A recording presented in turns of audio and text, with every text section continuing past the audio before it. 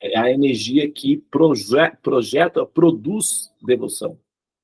Quando o ser fica devocional, espiritual, purificado, humilde,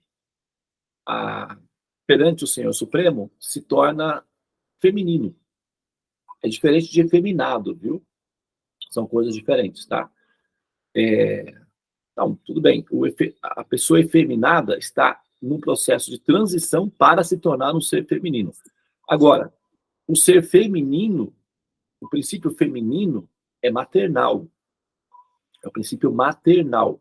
Todos os seres são maternais. Quando estão purificados, todos os seres se tornam maternais, ou seja, devocionais, dedicado ao outro, preocupado com o outro, com o bem-estar do outro, enfim, né? Humanitarista, fica altruísta.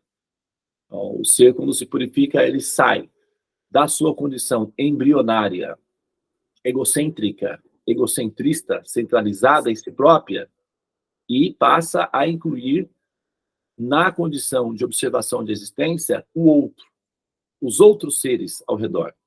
Então, esse ser passa a ser coletivo. Então, o egoísmo passa a ser coletivo. Esse egoísmo coletivo chama-se altruísmo, né? O Raul Seixas, certa vez, cantou, né, uma música, eu sou tão egoísta, mas tão egoísta, que o auge do meu egoísmo é querer ajudar. E, na verdade, ele estava certo, ele tinha razão nesse sentido. Mas é que o egoísmo, quando ele alcança o seu ápice, quando ele não tem mais para onde se expandir, necessariamente ele depara-se com o outro. Então, ele passa a auxiliar o outro com o objetivo de aliviar-se do sofrimento que o egoísmo centralizado produz. Então, ele passa a pensar altruisticamente. E dá certo porque produz bem-estar. É assim que as células do corpo funcionam. Altruístas. As células são altruístas porque estão pensando no seu próprio bem-estar. Então, esse egoísmo altruísta, ele é positivo, ele é coletivo, ele é bom. Então, todos se beneficiam com ele. É uma matemática que mais com mais dá mais, né? Então, é isso, pessoal, tá? É só para saber que, na medida em que nós nos tornamos seres maternais, e aí já não depende de ser uma mulher para isso, né? O ser maternal é um princípio intrínseco da alma. Então, esse ser que se torna maternal é o ser que está, de fato, literalmente, galgando ou caminhando na sua condição ou na sua posição, né, de ser que evolui, tá bom? Então, essa é a nossa meta. E, para isso, nós utilizamos vários recursos, que são recursos, principalmente, nós entendemos eles como religião, tá? A palavra religião, que vem aí do latim, né, do grego, aí do latim, religare, ou religar-se, ou do sânscrito yud, que significa, daí de onde é a raiz, de onde surge a palavra yoga, que significa conexão com o absoluto, conexão com o supremo.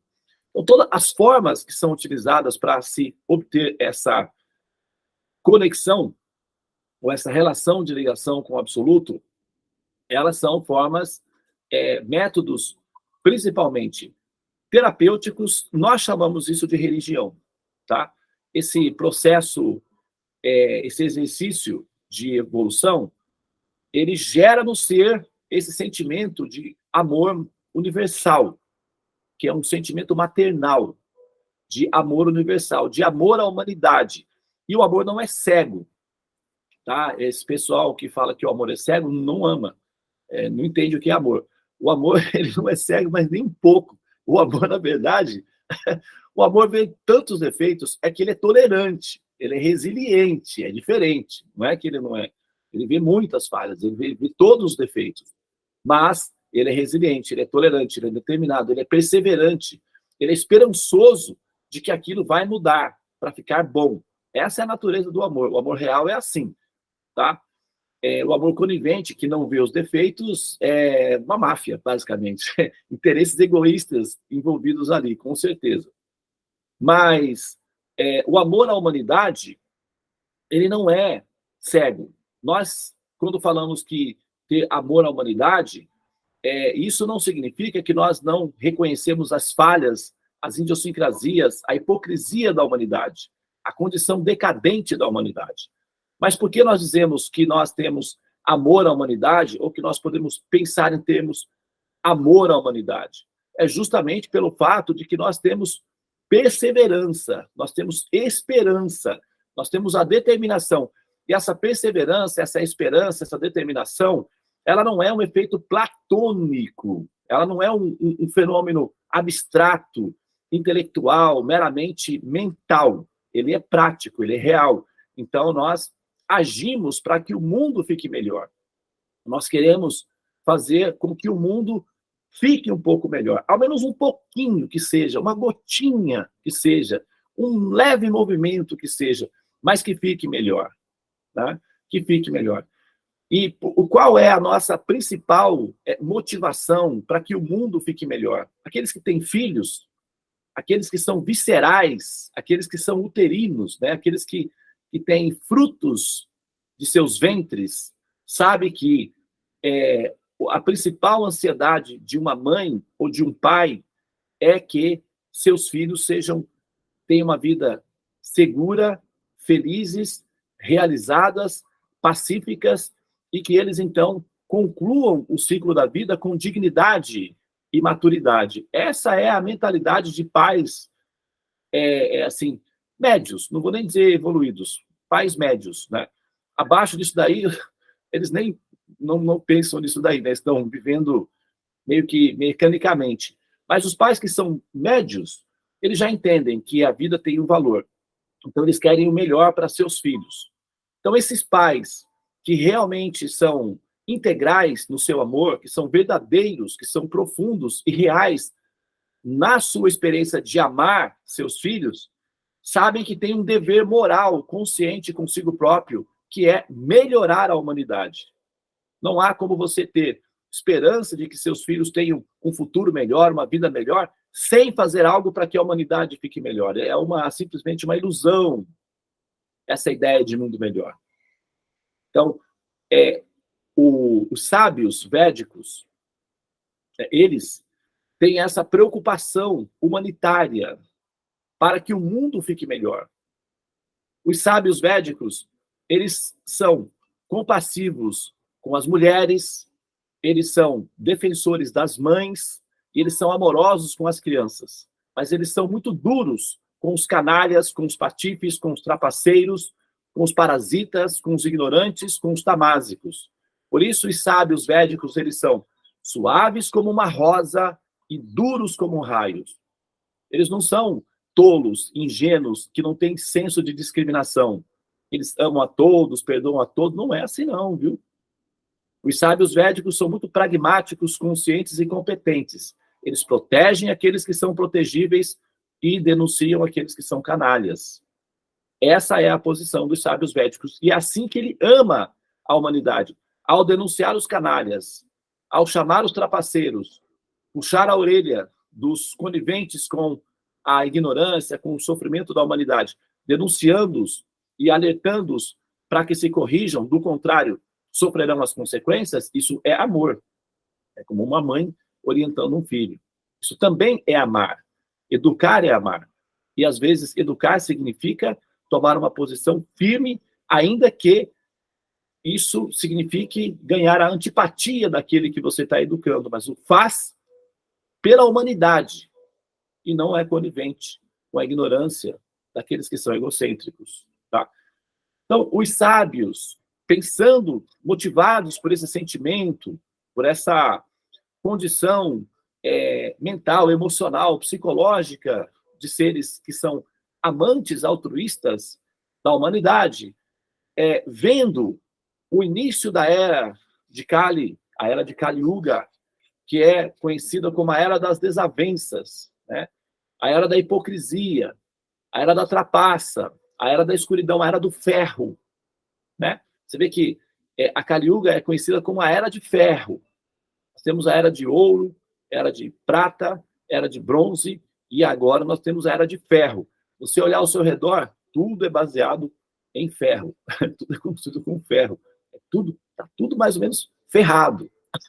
Só que, felizmente, a gente tem como se livrar dessa condição aí, através dos métodos ensinados pelos sábios, principalmente o processo de cantar os mantras védicos que nos aliviam dessa condição de conviver num ambiente inauspicioso. Então, os sábios, observando essa condição de o inverno das estações, então, se reuniram em uma floresta, esses sábios específicos que eu estou falando, tá? Então, existem sábios em toda o globo, enfim, mas os sábios védicos, eles são muito conscientes de todo o processo educacional, evolutivo que acontece em termos coletivos.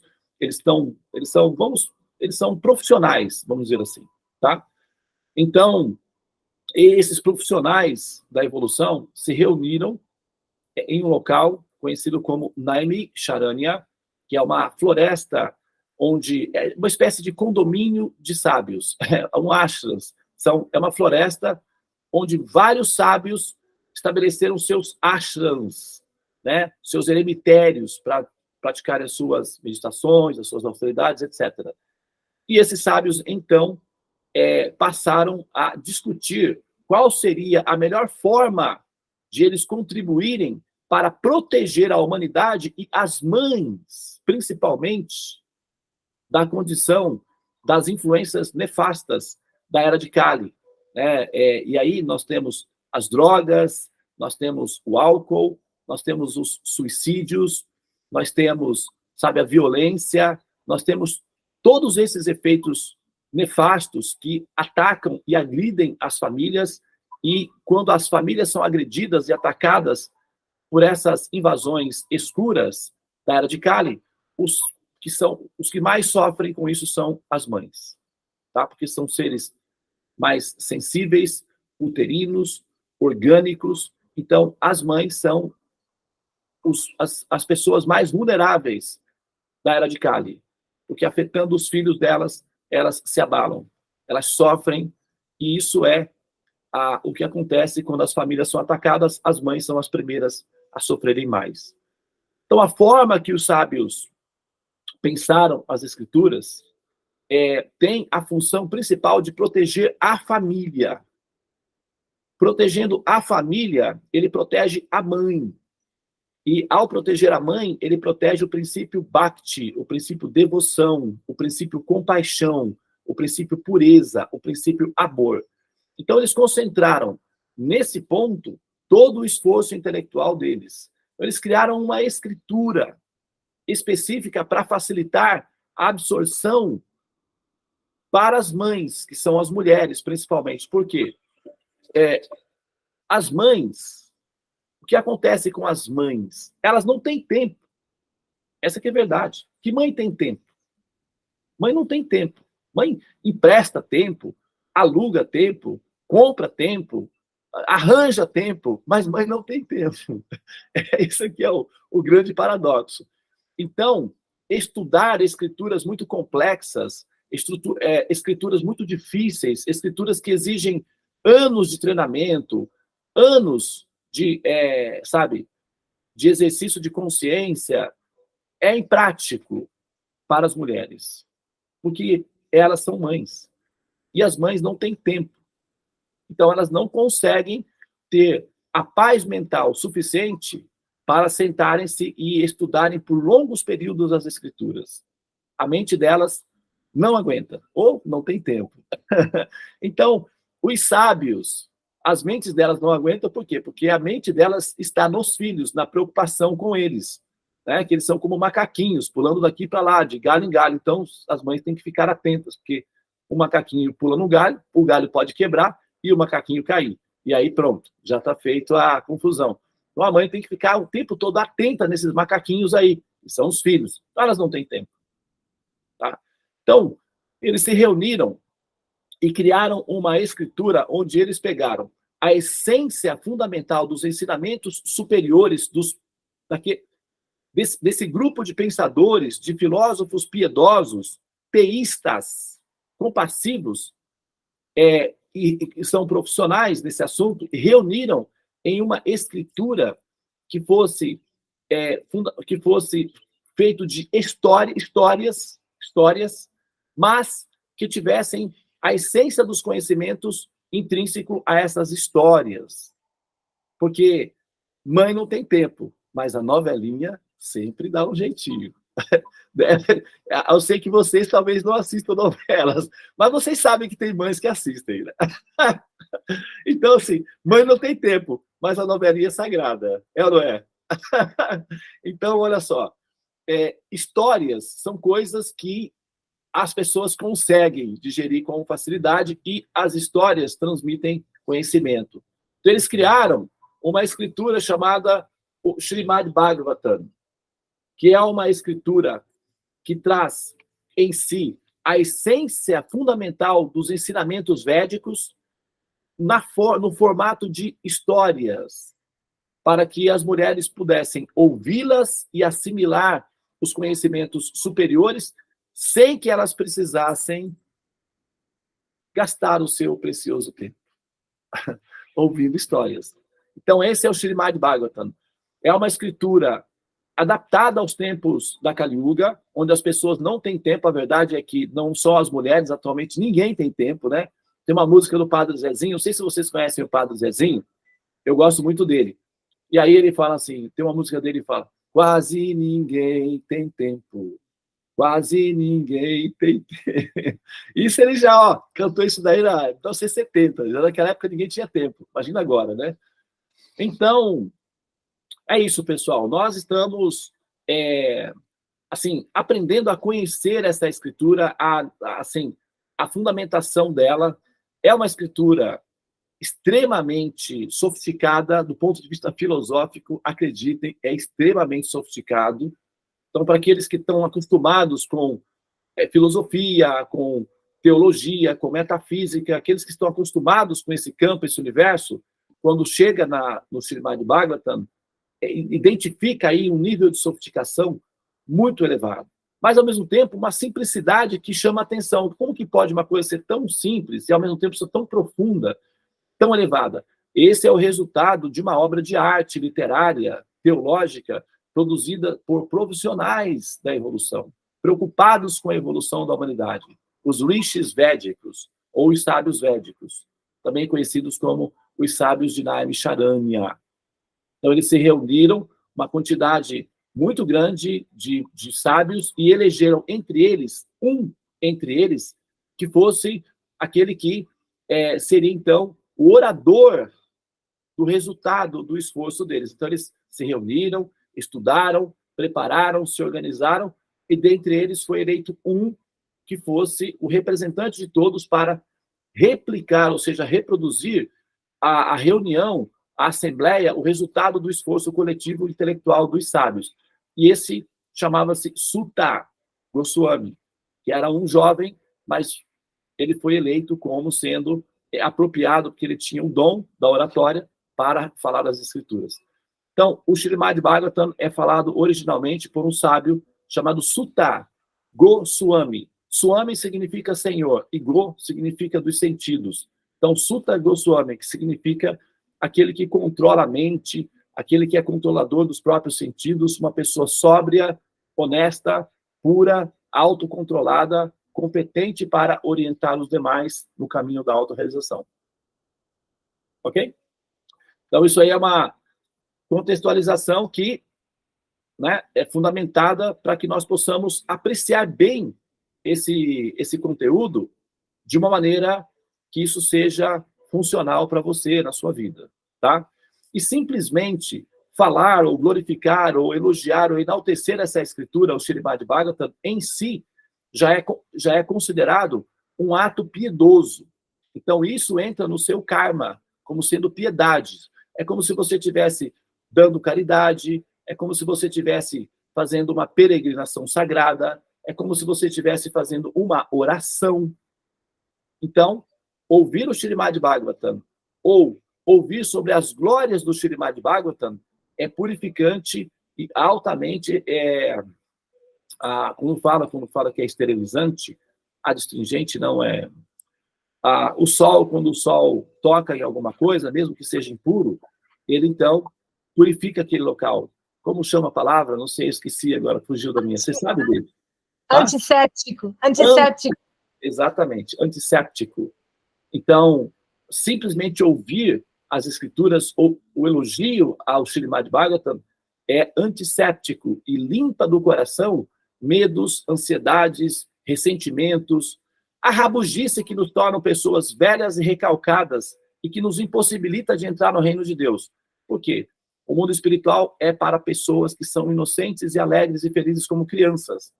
Velhos, rabugentos, ressentidos, recalcados, vingativos não entram. Entende? E a velhice não tem a ver com a idade. A velhice tem a ver com o estado emocional. Então, aqueles que querem entrar nos céus, no reino de Deus, devem se fazer como crianças, como foi falado pelo Mestre Jesus. E crianças adultas, ou seja, crianças perfeitas, que têm noção da realidade e, ao mesmo tempo, têm a pureza da felicidade de existir. Tá? Então, é para isso que nós nos aperfeiçoamos e evoluímos. Tá? Então, agora, eu ainda tenho aí mais 10 minutinhos e eu vou aproveitar para fazer a leitura do verso, tá? Eu tenho aqui na sala algumas pessoas que são iniciantes, né? Que estão começando o processo da sala dos mantras para fazer os tratamentos astrológicos ou aqueles que estão passando por cerimônias védicas de fogo, né? Então, aos sábados nós fazemos a leitura do Srimad Bhagavatam, nós fazemos a dissertação acerca do Srimad Bhagavatam e, na sequência, nós fazemos o nosso auspicioso sadhana. Hoje eu vou conduzir o sadhana da sala dos mantras, tá? Então, nós vamos começar aí às 7h10. Então, eu vou fazer agora a leitura do Srimad Bhagavatam. Então, eu vou pedir que você, por favor, feche seus olhos por um minuto.